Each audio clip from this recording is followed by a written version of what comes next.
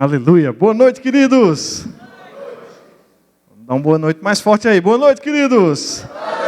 Amém. Que a graça e a paz do nosso Senhor Jesus sejam multiplicadas na sua vida, por meio do pleno conhecimento da palavra. Amém? Vamos nos expor nesse momento, como temos feito aqui desde o início do culto, a palavra de Deus. E isso a própria Bíblia nos garante de que é um acréscimo multiplicado de paz e de graça sobre a nossa vida. Às vezes a gente pensa que essa é só uma saudação cristã padrão, e embora tenha se tornado, ela carrega de fato uma verdade, que quando nós abrimos e expomos o nosso coração, a palavra de Deus tem graça para a nossa vida, para a nossa família, para os nossos negócios, para o nosso trabalho. Ela tem paz, a gente não precisa viver em guerra, nós temos uma paz que excede o nosso entendimento. Às vezes a gente nem entende por quê, mas a gente está em paz, amém?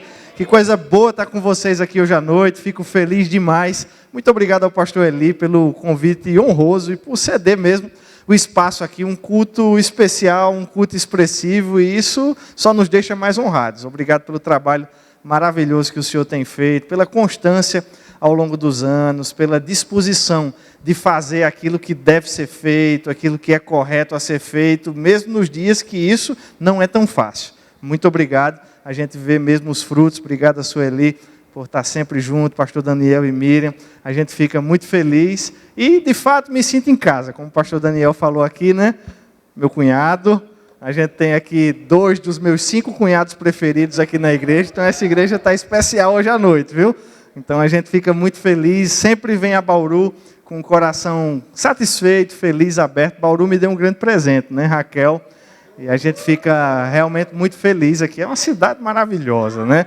A gente fica desfrutando desses dias aí, dessas festividades. Obrigado a Jussara, que nos recebe sempre com carinho, com atenção, e que suporta também o excesso de animação que a casa ganha nesses dias, né? Cada vez que a gente está vindo, tem um novo componente, né? Um filhinho, um netinho a mais, a família está crescendo aí, a casa fica animada, hein? Obrigado por nos receber com tanto carinho. Você está animado para receber da parte de Deus hoje? Sabe, queridos, eu fiquei pensando, quem foi que inventou essa história de que termina um ano e começa outro? Às vezes as pessoas dizem, eu gosto muito desse período de fim de ano. Tem gente que diz, eu não gosto tanto desse período de fim de ano. Mas quem foi que inventou essa ideia de terminar um ano e começar outro? Você sabe quem foi? Me ajuda aí. Foi Deus. Porque Gênesis 1,14 diz que Deus criou 2 grandes luzeiros. Criou o sol para iluminar o dia e criou a lua para iluminar a noite. E ele disse que esses luzeiros, eles seriam para marcar os dias, os anos e as estações. Então Deus é interessado que você viva mesmo a sua vida em ciclos. Graças a Deus o dia de ontem foi bom, mas o dia de hoje é melhor. Amém? O ano que termina está sendo bom e eu tenho certeza que você tem muitos motivos, vários dos quais nós já agradecemos aqui no nosso momento de intercessão inicial, mas prepare o seu coração porque no ano que se inicia, Deus tem muito mais para você. Sabe, queridos, não é ideia nossa. Às vezes, quando um ciclo termina e outro se inicia, a gente tem uma grande oportunidade. Não sei se você já parou para pensar assim. Mas a gente pode fazer uma pequena pausa, podemos encher o nosso coração de gratidão por tudo aquilo que funcionou do jeito que nós gostaríamos, mas eventualmente em alguns ciclos, coisas que nós não gostaríamos que acontecessem, aconteceram a despeito da nossa vontade, é ou não é? Então a gente tem também a oportunidade de fazer uma pausa, de recalcular a rota, de ajustar. Talvez você me diga, Tiago, mas essas coisas que aconteceram, elas não foram provocadas por mim, às vezes não. Mas a gente está sempre tendo a oportunidade de aprender como reagir de uma forma nova, como reagir de uma forma melhor. Deus ele nos deu um ciclo bem pequenininho, o dia, 24 horas. A terra, ela gira em volta do seu próprio eixo, né? Então, a volta da Terra no seu próprio eixo, ela dá essas 24 horas que nós temos. Na verdade, é 24 horas e um pouquinho, né? Por isso que vai somando, e de 4 em 4 anos, a gente tem um dia que é mais longo, um ano que é mais longo do que o outro. Mas Deus também nos deu um ciclo maior. A Terra girando em torno do Sol que Deus criou. Você já percebeu que hoje de manhã tinha sol? E o sol aqui em Bauru está trabalhando bem, tá? Mas hoje de manhã tinha sol, ontem tinha sol. Amanhã a gente não sabe como vai ser o dia, mas com certeza vai ter o quê, gente? Sol, porque é Deus quem sustenta o universo pela palavra do seu poder. E do mesmo jeito que Ele sustenta o universo, é Ele quem sustenta a tua vida, é Ele quem sustenta a tua família, é Ele quem sustenta o teu trabalho. Talvez você diga: ei, Tiago, não, esse trabalho eu ralei muito para conseguir, eu estudei muito, eu passei num concurso muito difícil, mas é Deus quem nos dá a vida, a respiração e tudo o mais. O que nós poderíamos fazer de nós mesmos se não fosse o Senhor? Sabe, quando a gente olha para Deus, a gente não tem méritos. É por isso que a nossa vida é pela graça. Porque Deus nos dá tudo graciosamente. E eu tenho certeza que nesse momento você pode levantar a sua mão aí no lugar onde você está e dizer: obrigado, Pai, trazer uma palavra de gratidão do seu coração. Quantas coisas boas Deus fez entre nós, queridos. Agora enche o teu coração de expectativa, porque Deus está fazendo algo novo. Ano novo. Tem gente que diz ano novo, vida nova. Mas a palavra fala que Deus, Ele nos conduz em novidade de vida. É para a gente ter expectativas de coisas novas, sim. Não é para o ano velho ser exatamente igual ao ano seguinte. Eu sei que a gente tem um ciclo que não muda tanto. A gente vai evoluindo, a gente vai crescendo, a gente quer, a gente precisa, nós gostamos de estabilidade. Mas abre o teu coração, porque Deus, Ele deseja fazer coisas novas. Coisas infinitamente maiores do que aquilo que você tem pedido, pensado ou imaginado. E eu te pergunto nessa noite: aonde a tua imaginação está indo? Porque às vezes a gente pensa que não precisa imaginar muito. Mas se nós somos, gente, o povo da fé, cadê o povo da fé aqui de Bauru? É você mesmo. Se nós somos o povo da fé, nós temos que ser também o povo de quê? Das expectativas. Porque a fé é a certeza das coisas que nós esperamos. Há quem diga, e provavelmente com razão, que aqueles que esperam muito e aqueles que esperam pouco, ambos estão certos. Porque todos colherão na medida das suas expectativas. E eu quero com isso atiçar o teu coração, porque como Deus foi com Moisés, Deus foi com Josué. Como Deus foi no passado, Deus Ele vai ser contigo. Não é possível que Deus goste de todo mundo, menos de você. Não. Deus, Ele gosta de você, você é o filho preferido dEle, Ele deu tudo o que Ele tinha por você. Sabe, queridos, Deus não guardou reservas, Ele entregou o melhor que Ele tinha por nós. E agora está na hora da gente viver a nossa melhor vida para quem? Para Ele. Eis que faço uma coisa nova. Eis que porei caminhos no deserto e rios no ermo.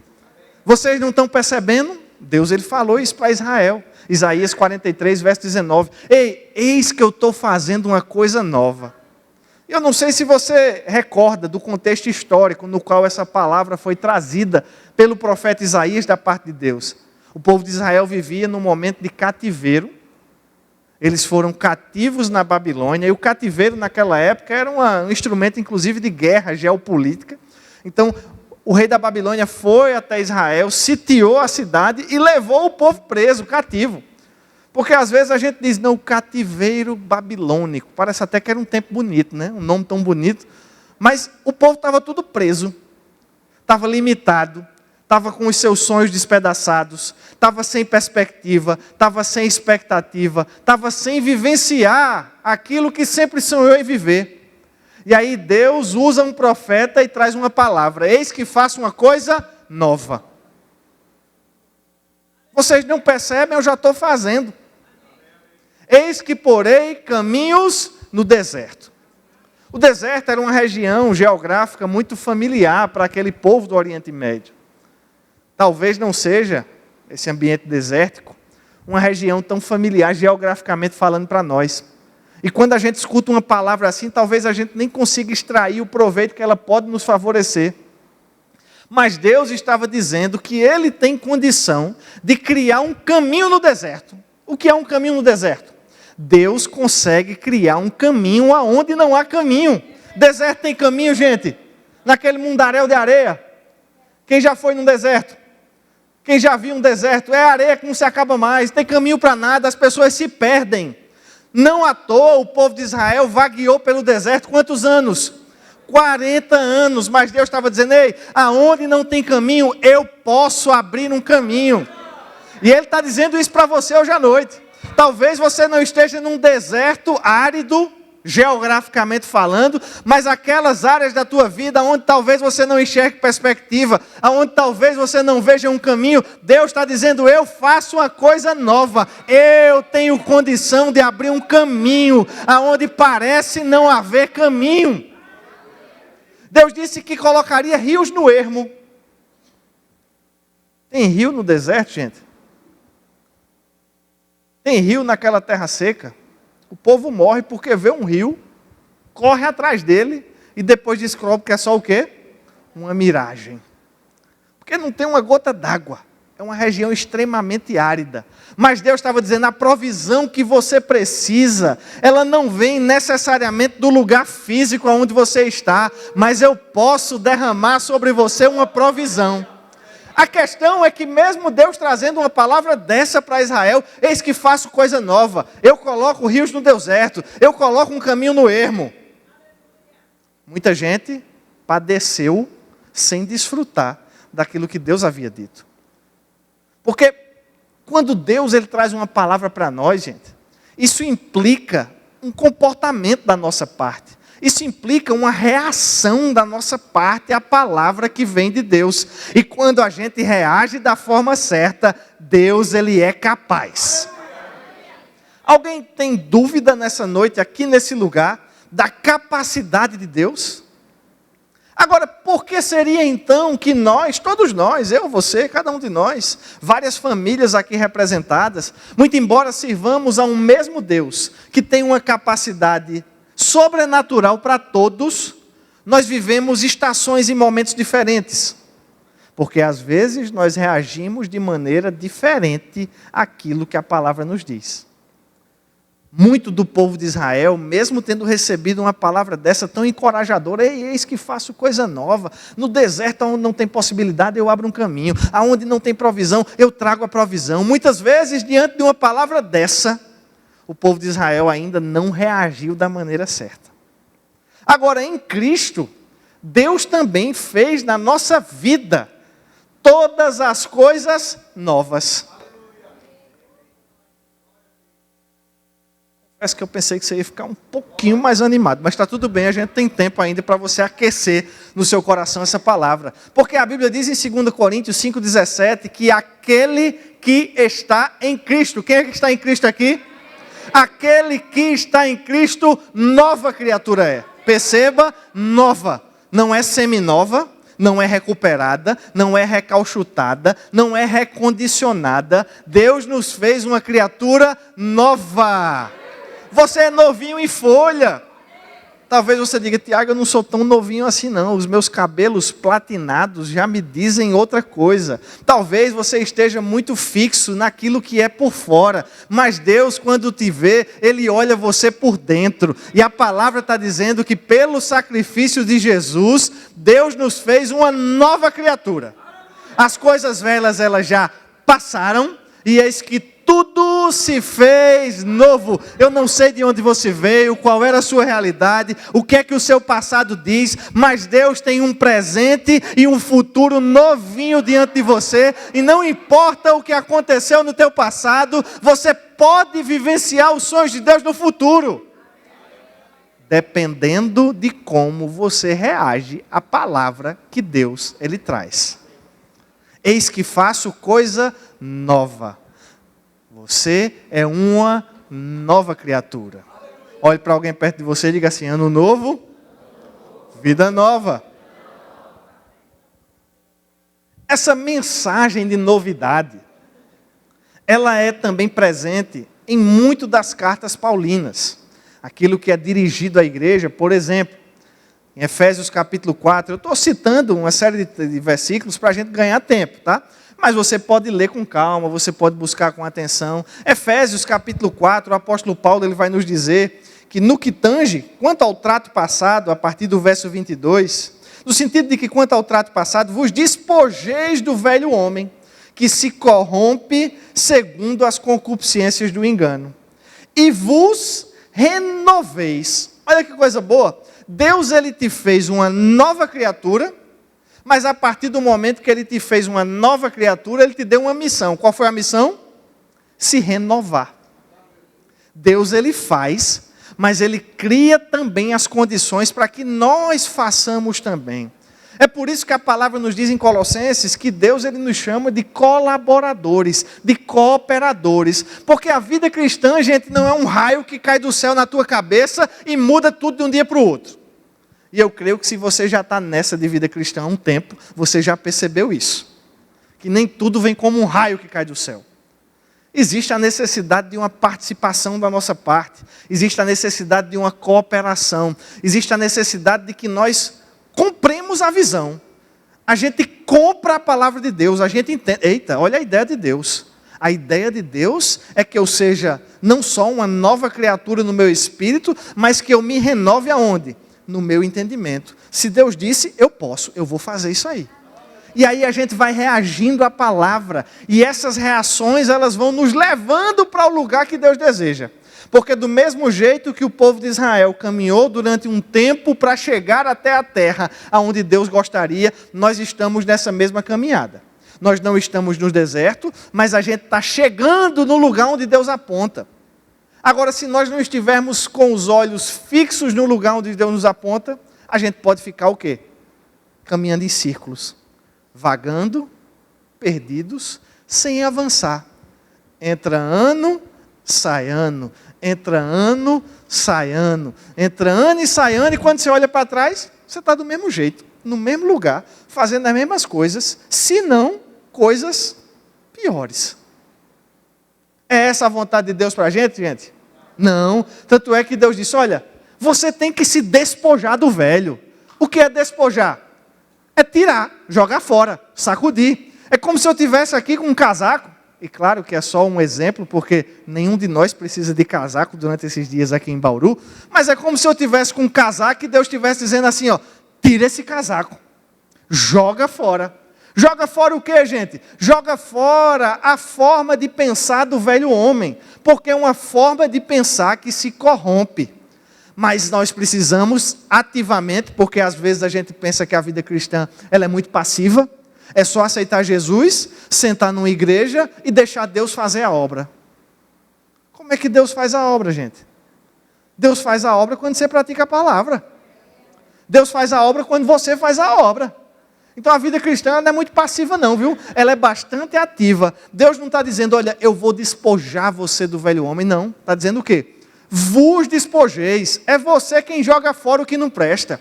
Agora, na medida que você é quem joga fora o que não presta, é você também que se renova, que se reveste. Vos revistais do novo homem, criado segundo Deus, em justiça e retidão, procedentes da verdade. Essa instrução que o apóstolo Paulo dá aos irmãos da igreja em Éfeso é muito semelhante àquela que ele dá também para os irmãos da igreja em Roma. Abre comigo lá em Romanos, capítulo 12. Romanos 12, verso 1. A Bíblia diz assim, rogo-vos, pois, irmãos, pelas misericórdias do Senhor, que apresenteis o vosso corpo por sacrifício vivo, santo e agradável a Deus, que é o vosso culto racional. Às vezes a gente pensa que o culto da gente é só ir para uma igreja e esperar um tempinho enquanto o pastor fala. Mas a Bíblia está dizendo que o culto é muito mais do que isso. É apresentar a Deus os nossos corpos como um sacrifício vivo, santo e agradável. Não é qualquer sacrifício, não. E não vos conformeis com este século, verso 2, mas transformai-vos. Perceba mais uma vez o sujeito vós. Transformai-vos. Não é eu te transformarei. Deus já fez a obra. Ele já nos fez nova criatura. Mas agora cabe a nós, como novas criaturas, nos transformarmos. Aonde, gente? Pela renovação da vossa mente. Para que experimenteis a boa, a agradável e a perfeita vontade de Deus. Você não fica encanado em saber que mesmo Deus tendo te feito uma nova criatura, um detalhe na tua mente pode te privar de viver a boa, a agradável e a vontade dele? A boa, a agradável e a perfeita vontade dele. Faltou perfeita. Você não fica meio encanado? Porque, às vezes, para a gente que é crente, parece que tudo se resolve no âmbito do Espírito. Não, Deus fez a obra, Ele já nos fez novas criaturas, e isso é suficiente para a gente viver tudo que Deus preparou para nós. Errado. Porque é a Bíblia, não sou eu não. Perceba que não é minha opinião não. É a Bíblia quem está dizendo. Paulo está escrevendo para quem, gente? Me ajuda, eu preciso da ajuda de vocês. Aí Paulo está escrevendo para quem? Romanos. Para os crentes. Para a igreja que havia se convertido e congregava em Roma. Ou seja, para pessoas que já eram crentes, que já tinham nascido de novo, Paulo está dizendo aí, talvez vocês nunca experimentem a vontade de Deus. Forte, não é? Por quê? Porque a mente não está compatível com a obra que Deus fez por dentro. Deus realiza um transporte. Ele nos tirou do império das trevas e nos levou para o reino do Filho do seu amor. Isso é ato da soberania de Deus. Ele te pegou e Ele te levou. Agora, na medida em que você é transportado, recai sobre cada um de nós o dever de ajustarmos, não o nosso espírito, porque o nosso espírito já foi recriado, nós somos novas criaturas, nós fomos transportados, nós estamos imersos num reino de amor, de paz, de alegria. Existe um fruto que flui a partir do nosso espírito, longanimidade, temperança, bondade, fidelidade. Olha que coisa boa. Mas mesmo assim, surge para nós o dever de ajustar a maneira como nós pensamos. E Paulo diz, olha, pode ser que você seja tentado a ajustar a sua forma de pensar de acordo com quem? Com o mundo. Mas não faça isso não. Não se conforme com o mundo. Não adira à forma do mundo. Não adquira a forma que o mundo tenta colocar você dentro. Você tem uma forma diferente de pensar. Você precisa pensar segundo a palavra de Deus e transformar o mundo a partir do momento que você se renova. Olha que responsabilidade. Pastor Daniel perguntou, eu sou a resposta, você é a resposta? Diga, eu sou a resposta. Como é que você é a resposta para lá? Quando você ajeita aqui. Porque aqui Deus já resolveu. Na medida que você resolve aqui, você se torna alguém com práticas diferentes e essa prática vai chocar as pessoas lá fora. Vai ou não vai? Porque quando você fala a verdade hoje, choca. É ou não é? Porque todo mundo mente. Quando hoje você faz o que é certo, choca. Porque todo mundo tem muita facilidade em fazer o que é errado. Então, somente fazendo o certo, somente ajustando aqui, somente praticando a palavra, você já vai se tornar aquilo que a Bíblia chama de luz. Luz do mundo. Quer dizer que lá está escuro. O mundo está em trevas, mas você é que ilumina. Sal da terra. Às vezes a gente pensa que essa metáfora do sal, ela se restringe às capacidades gastronômicas que o sal ele tem condição de nos fornecer. Porque ele deixa a comidinha mais gostosa, ele dá sabor, isso é bom. Mas na época de Jesus, gente, o sal não era uma questão de sabor, não. Era uma questão de viabilidade. Porque se não tivesse o sal, a comida apodrecia. E aí não tinha comida para comer. Porque não tinha geladeira. Então, muito embora o sal não tenha a capacidade de interromper o processo de putrefação, ele tardava, ele prolongava. E muito embora talvez nós como igreja não tenhamos a condição de interromper o processo de putrefação que está acontecendo agora lá fora, nós temos sim a capacidade de prolongar, de tardar, para que menos pessoas se percam. É por isso que você é o sal da terra. Agora, se o sal não for sal, se o sal não tiver a mentalidade de sal, Jesus ele disse, não serve para nada. Se torna insípido e vai ser lançado e jogado para ser pisado pelos homens. É por isso que eu e você precisamos ser igreja. Eu e você precisamos pensar como Deus nos chama a pensar. 2026 é um ano de pensar segundo a palavra. Porque está dizendo, não, 2026 é ano de eleição, 2026 vai ser ano de dificuldade. Para quem? Não vai ser dificuldade para nós, não. Porque, embora os tempos sejam difíceis e Jesus já nos deu essa promessa, perceba, promessa, porque Jesus ele disse, no mundo tereis o quê? É uma promessa. Quando a gente cita a promessa, ninguém grita, eu recebo essa palavra, né? Amém, eu quero Jesus. Não, ninguém quer, mas a aflição vem sem a gente querer. Porque a aflição, gente, é só estar vivo. Mas a Bíblia também nos garante que nós podemos ter bom ânimo, porque nós vamos vencer o mundo, tal qual Jesus venceu. Então 2026 não vai ser ano de dificuldade, não. 2026 vai ser o ano da tua prosperidade, o ano do teu crescimento, o ano onde essa igreja vai florescer, o ano onde essa cidade ela vai avançar, a tua família vai estar melhor do que nunca, os teus filhos vão estar guardados e protegidos. Aqui, ó, a gente tem que ajeitar aqui.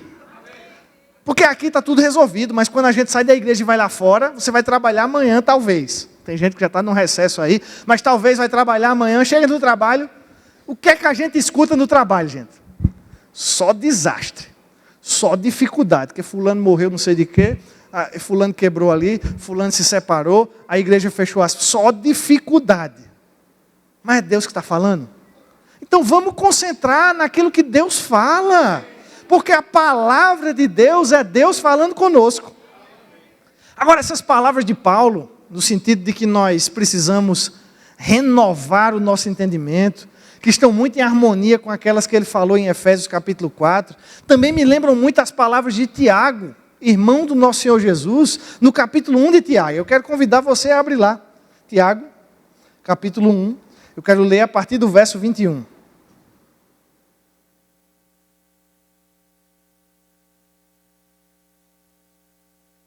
Veja que é as mesmas palavras, o mesmo vocabulário. Parece que é até Deus falando com a gente. Portanto, verso 21, despojando-vos de toda impureza e acúmulo de maldade, acolhei com mansidão a palavra em vós implantada, a qual é poderosa para salvar o quê, gente? Para salvar a nossa alma. Percebe que mais uma vez é aqui? Porque Tiago também está escrevendo para os judeus cristãos que estavam dispersos em razão da perseguição que sofriam. Então eram pessoas que já estavam salvas em seu espírito. Mas Tiago está dizendo, ei, você que já é salvo no espírito, você tem que trabalhar aqui, ó. E como é que a gente trabalha aqui? Despojando da impureza, você já sabe o que é despojar, é jogar fora, jogando fora a impureza e a maldade acumulada. Olha que expressões fortes, impureza e maldade acumulada. Crente tem impureza, gente? Parece que pelo menos esses aqui tinham, não sei aqui em Bauru, mas aqui, esses irmãos aqui, parece que tinha impureza, e não só impureza, tinha uma maldade que se a gente não estiver colocando a maldade para fora o tempo todo, ela vai se acumulando. Por quê? Porque a gente mora no mundo, a gente vive no mundo, e o mundo jaz do maligno. A gente está vivendo lá. É natural que a maldade se deposite. Agora, não é natural que ela se acumule. Não é que a gente tem que mudar, não, eu quero que o mundo seja benigno. Daqui a pouco, quando a gente estiver no milênio, Jesus governando aqui, a nossa esperança não está num governo terreno. A nossa dependência não está num governo terreno. A gente está num mundo que está em maus lençóis mesmo. É natural que essa maldade salpique em nós, mas não é natural que nós permitamos que ela se acumule. O irmão Reagan dizia que o pensamento é como um pássaro. Você não pode impedir que ele pouse na sua cabeça, mas você pode impedir que ele faça um ninho. Há quem compare também a maldade e a vida cristã como um mar e um navio. O navio ele precisa estar no mar, ele precisa estar na água, mas se a água estiver no navio, está errado. A água até salpica no navio, é natural, mas se ela passa a se acumular, a coisa não vai caminhar bem. E nós estamos no mundo da mesma forma. Nós estamos no mundo, mas o mundo não pode estar em nós. É até natural que o mundo salpique em nós, porque a gente está transitando aí fora. Mas se isso começa a se acumular no nosso interior, a coisa vai dar errado. Tiago, ele diz, tornai-vos, verso 22, tornai-vos, pois, perceba que esse pois, ele é uma conjunção explicativa que vai fazer conexão com aquilo que ele acabou de falar. Você precisa se despojar e acolher, e isso vai salvar a sua alma. Por isso, portanto, nesse sentido, se torne um praticante da palavra. Eu queria que você desse um glória a Deus comigo pelo tornai-vos. Só pelo tornai-vos. Porque às vezes a gente se pune. Às vezes a gente se cobra. E às vezes a gente fica decepcionado conosco mesmo. Porque não estamos praticando a palavra. Entendendo que Deus muitas vezes está chateado. Mas Deus não está chateado com você. Porque eu e você estamos nos tornando. Perceba que Deus não espera que nós sejamos praticantes de fábrica. Lê comigo. Tornai-vos, pois, praticantes da palavra, e não somente ouvintes, enganando-vos a vós mesmos. Parece que de fábrica todo mundo já vem ouvinte. Eu acredito que faz sentido. Faz sentido para você? Tanto é que Deus nos deu, 2. Às vezes Levi pergunta, por que a gente tem 2 ouvidos, papai? Isso é fácil demais. Porque Deus nos deu uma boca para a gente falar, mas nos deu 2 ouvidos para a gente ouvir mais do que fala. Está em harmonia com o que a palavra diz. Tardios para falar, prontos para ouvir. A proporção está mais ou menos beleza, não está? Agora, parece que ouvinte, todo mundo já é de fábrica. Todavia, aqueles que já são ouvintes de fábrica, quem é ouvinte de fábrica aí? Dá para entender essa expressão de fábrica, de nascimento, nasceu com ela, já veio ouvinte. Porque às vezes a gente falava que no carro do passado, hoje está diminuindo isso porque tem uns pacotes, né? Mas no carro do passado, eu não vou revelar a minha idade, porque meu cunhado já entregou a idade avançada dele aqui. Mas não obstante a sua idade avançada, ele é mais novo do que eu, tá? Então... parece não, mas é, tá? A gente ia comprar um carro antigamente, né? Aí tinha itens que são de fábrica e itens que são opcionais. Vidro elétrico é opcional. Direção hidráulica é opcional. Hoje os meninos não sabem nem sabem que existia uma época que o vidro não era elétrico. Que tinha que fazer um esforcinho para baixar o vidro, né? Quem se lembra aqui de dirigir um carro que não tinha direção hidráulica? Olha aí, pai. Meu pai tinha um Gol daqueles quadradinhos que eu comecei a dirigir. Não era qualquer pessoa que dirigia, não, viu? Tinha que ter preparo físico para dirigir o carro. Hoje não, hoje está beleza. Direção hidráulica a gente acha até ruim, porque agora é elétrica. Mas tem coisa que é de fábrica, já vem no projeto original de fabricação. Ou seja, Deus já colocou em cada um de nós a capacidade de sermos ouvintes de fábrica. Agora, o tornar, me parece que é opcional. É opcional para quem? Para quem quer dar certo na vida. Porque quem não quer, nem precisa praticar a palavra. Às vezes o pessoal pergunta, Tiago, mas eu tenho obrigação de praticar a palavra? Se quiser, dá certo. É isso que o outro Tiago vai dizer aqui também. Porque como o pastor Eli leu agora há pouco e mencionou, Josué 1:8, Deus estava trazendo para Josué instruções que eram opcionais. Josué, medita na minha palavra dia e noite. Deus estava obrigando Josué a meditar, pegou Josué pelo golarinho, medita. Não, ele estava dizendo, medita. Agora, se fizer isso, vai ser bem sucedido naquilo que realizar. E eu tenho certeza que é isso que você quer para 2026. Você quer prosperar, você quer avançar, você quer ser bem sucedido, quer ou não quer? Como é que a gente vai fazer isso, gente? Se tornando. Tornai-vos, pois, praticantes da palavra, e não somente ouvintes, enganando-vos a vós mesmos. Porque somente ouvir, gente, é se enganar. E aí Tiago continua e diz, porque se alguém é ouvinte, verso 23, e não praticante, assemelha-se a um homem que contempla no espelho o seu rosto natural, pois a si mesmo se contempla e se retira, e para logo se esquece de como era a sua aparência. Mas aquele que considera atentamente na lei perfeita, na lei da liberdade, e nela persevera, não sendo ouvinte negligente, mas operoso praticante, esse será bem-aventurado, esse será bem-sucedido, esse vai prosperar em que, gente? Em tudo o que realizar. Essa é uma palavra encorajadora para nós. Mas eu confesso para você que por muito tempo eu fiquei travado com o lance do espelho. Eu entendia o começo, eu entendia o final, mas eu pensava no espelho e eu ficava ali, ó. O que é que tem a ver o espelho? Eu não sei se você já parou para pensar. O que é que tem a ver olhar e esquecer no espelho? Alguém esquece como é a sua aparência? Eu preciso dizer a você que cor é seu cabelo? Eu preciso dizer a você que cor é seus óculos, seus olhos? Eu preciso dizer a você qual é o formato do seu nariz e o tamanho dele?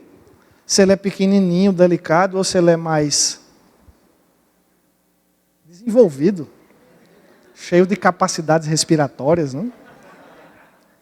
Eu preciso dizer isso a você? Você sabe exatamente como você se parece. É ou não é? Mas não era o caso desses irmãos. Pensa comigo. Hoje a gente tem fotografia, hoje a gente tem telefone celular, hoje a gente tem selfie, hoje a gente tem Instagram, hoje a gente tem espelho. Porque o que era um espelho na época de Jesus, gente? Para quem era rico, na melhor das hipóteses, era uma bandeja, um pedaço de metal, alguma coisa polido com areia. Não tinha espelho. O espelho como a gente conhece hoje, uma lâmina de vidro com uma película de prata por trás, isso é uma invenção que data aí de 30, 40 anos para trás. Na época de Jesus, ou era o metal para quem era rico, ou na hora de agachar num ribeiro para beber água, dependendo da posição do sol, via como um espelho o seu rosto. Nessa geração, as pessoas elas eram mais conscientes da aparência do outro do que da sua própria aparência, porque elas não tinham oportunidade de ver o seu próprio rosto. Então, de vez em quando fosse o caso de talvez alguém ter contato com um espelho, eles iam ver como era o seu rosto, mas se eles não estivessem sempre voltando para o espelho, eles iam esquecer de quem eram. Esquecer como o seu rosto era, esquecer o tamanho do seu nariz, o formato da sua orelha, a cor do seu cabelo. Eles iam esquecer. É por isso que a Bíblia diz, olha, se afasta do espelho, logo esquece de como era a sua aparência. Mas, olha a conjunção adversativa trazendo uma ideia oposta. E você precisa prestar atenção nas palavras da Bíblia, viu gente? Porque às vezes a gente lê a Bíblia como se fosse uma novela velha, um jornal qualquer. Não, a Bíblia é Deus falando conosco. E se a Bíblia é Deus falando conosco, toda vírgula importa. Deus traz a ideia de alguém que vai esquecer da sua aparência e diz, mas, ou seja, uma ideia oposta, contrária, mas aquele que considera atentamente na lei perfeita e nela persevera, não sendo somente ouvinte, mas sendo também praticante, esse será bem-sucedido naquilo que realizar. Sabe, queridos, qual é o nosso espelho hoje em dia? É a palavra. Porque é a palavra quem diz qual é a nossa aparência real. O mundo tenta trazer uma ideia para nós, mas é a Bíblia quem diz quem você é, o que você pode, o que você tem. Agora, cabe a nós voltarmos para a palavra. Porque se a gente fizer como aquele homem que ia no espelho só de vez em quando, ele vai esquecer de quem é. Tem gente que lê a Bíblia de 6 em 6 meses, e vai na igreja de 4 em 4 meses, e acha que isso é suficiente para manter você desfrutando daquilo que Deus diz a seu respeito. Não é não.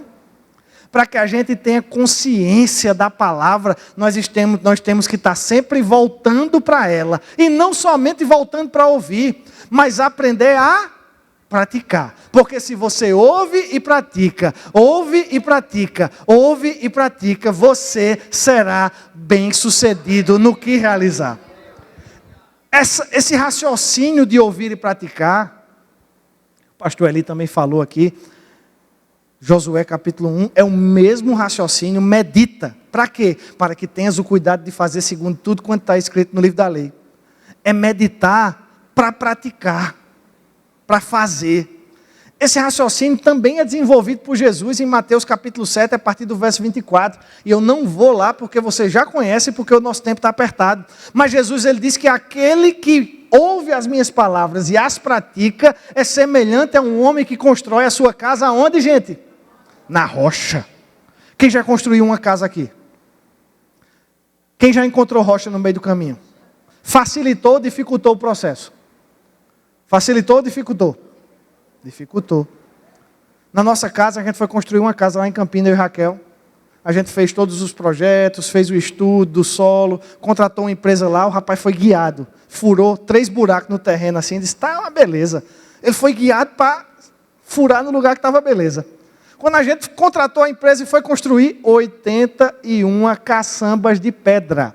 Eu não sei se você sabe, mas Campina Grande fica no topo de um complexo que se chama Serra da Borborema. Um complexo, a gente está a 600 metros acima do nível do mar, é pedra, meu irmão. Minha casa está firmada sobre a rocha. Os vendavais não vão destruí-la. Palavras do construtor. Né? Agora, dá trabalho, necessita de tempo, precisou de um investimento financeiro. Enquanto o cara da areia já estava inaugurando a casa, a nossa estava só com os tapumes. E quem passava pela porta podia dizer, ó aí, ó, entra ano e sai ano, esse crente velho é do mesmo jeito. Não muda nada na vida dele, não vejo nada para cima, porque você está edificando muitas vezes o fundamento. Os vendavais vão vir para todos. As tempestades vão vir para todos. Os rios eles vão correr, mas a sua casa ela não vai cair. Por quê? Porque você se determinou a se tornar um praticante da palavra. Então eu tenho uma palavra para você para o ano de 2026. Eu sei que Deus vai trazer outras palavras e a gente vai construir um ano maravilhoso em 2026. Mas sabe qual é a palavra que eu quero trazer para você? Para você, na verdade não é para você não. Não é para todo mundo não, é só para alguns aqui. É só para aqueles que desejam ser bem-sucedidos em 2026. Quem é? Levanta a mão aí para eu ver. Ah, então é para todo mundo, tá beleza então. Para quem quer ser bem-sucedido em 2026, pensa a palavra. Como é que você vai pensar? Primeiro você tem que ouvir. Mas não fica só aqui. Deixa com que essa palavra ela se torne o quê? Ação na tua vida. Sabe qual é a palavra para 2026? Praticar a palavra. Vai ser um ano onde você vai ser bem-sucedido. Você vai prosperar. Aquilo que você botar a sua mão vai dar certo. Aonde você colocar a planta dos seus pés, pode ser um lugar seu. O que é que você está precisando conquistar em 2026? Na sua saúde? Na sua família? Nos seus negócios? No seu trabalho? Ah, Tiago, mas é porque eu pensei que praticar a palavra só fazia a minha vida dar certo dentro da igreja. É não. Praticar a tua palavra vai fazer a tua vida dar certo em todas as áreas da sua vida. Você vai ser bem-sucedido no que você realizar. E eu quero convidar você a ficar de pé nesse momento, por gentileza. Quero que você feche seus olhos. Quero que você pense um pouco sobre tudo isso que a gente falou. Falamos muita coisa. Desculpe por falar tão rápido. Você vai poder ouvir de novo depois no YouTube da igreja. Mas eu quero que agora você se concentre em Deus. Feche seus olhos, esqueça as pessoas que estão do seu lado. E pense no que é que Deus tem para você como plano em 2026. Porque é bom a gente ter os nossos planos. Não me entenda mal. Eu quero que você tenha planos sim. Eu desejo que você planeje sim. Mas qual é o plano que nós temos que é melhor do que a vontade de Deus para a nossa vida? Não tem. Eu é que sei que planos tenho sobre vós, diz o Senhor. Planos de paz e não de mal, para vos dar o fim que vocês desejam. Ei, os planos do Senhor são mais altos do que os seus planos. Ei, os caminhos do Senhor são mais altos do que os seus caminhos. E eu quero que você pense sobre isso nesse momento. Aí que só você e seu coração. Você é quem conhece os seus desejos. Você é quem conhece aquelas áreas que você já evoluiu, já cresceu. Mas também conhece aquelas outras áreas onde você ainda precisa evoluir, crescer, desenvolver. E por favor, me permita nessa noite fazer uma oração sobre a sua vida. Você me autoriza a fazer uma oração sobre você? A declarar a palavra de Deus sobre você? Porque, queridos, eu não desejo. O meu ano de 2025 foi muito bom com Raquel, com as crianças, mas eu não desejo viver do passado. Eu quero viver um futuro brilhante que Deus tem para nós. Eu quero que 2026 seja melhor, que 2027 seja melhor, que nós estejamos crescendo e avançando para aquilo que Deus quer. E eu desejo isso para a sua vida também. Amém? Pai, em nome de Jesus, Muito obrigado, Senhor, por esses irmãos preciosos, pela família Verbo da Vida que se reúne aqui em Bauru, por essa igreja da palavra, Senhor, do Espírito, essa igreja da fé, que você plantou nesse lugar. Nós não temos dúvidas disso, Senhor, e nós te rendemos graças pela nossa igreja local, porque o que seria, Senhor, da nossa vida, se você não tivesse nos encontrado no meio da nossa jornada? Eu sei que às vezes, Pai, nós temos a sensação de que nós fomos até você, mas a tua palavra diz que antes você veio até nós. E por isso nós queremos te dizer nesse momento, obrigado, Pai. Você pode dizer um obrigado aí no seu lugar? Obrigado, Senhor, porque você nos resgatou. Nós estávamos caminhando para a perdição, nós estávamos vivendo imersos em trevas, mas você nos resgatou, Senhor. Muito obrigado, Pai. Porque com grande amor você nos amou, e com a sua benignidade você nos atraiu, Senhor. Obrigado porque você é bom, Senhor. Obrigado porque a tua bondade nos cerca, Pai. Obrigado porque a tua bondade, ela corre atrás de nós, Senhor. Obrigado porque toda boa dádiva, todo dom perfeito, ele vem do alto, ele desce do Pai das luzes. Obrigado, Senhor, porque em você não existe nem sombra, nem variação. E sabendo que você é bom, Senhor, nós temos a certeza de que teremos um 2026 ainda melhor, Pai. Porque você está conosco, você não nos deixa, você não nos desampara. E não só isso, Pai, a tua palavra diz que você é quem vai adiante de nós, destruindo os portões de ferro, os ferrolhos de bronze e trazendo para nós as riquezas das nações. Obrigado, Senhor. Obrigado, Pai, porque você está fazendo nessa noite, aqui em Bauru, nessa igreja, na nossa vida, na família de cada um de nós, algo novo, Pai. Obrigado porque você tem capacidade, Senhor, de fazer um caminho no deserto e de colocar rios no ermo, aonde nós não vemos caminho, que você possa abrir um caminho, Senhor, seja na nossa família, seja no nosso casamento, para aqueles casamentos que estão sem perspectiva, que você abra um caminho, Senhor. Obrigado, Pai, porque você coloca rios no ermo. Não importa quanto árida ou seca esteja a nossa situação, é de você, Pai, que vem toda a provisão que nós desejamos, Pai.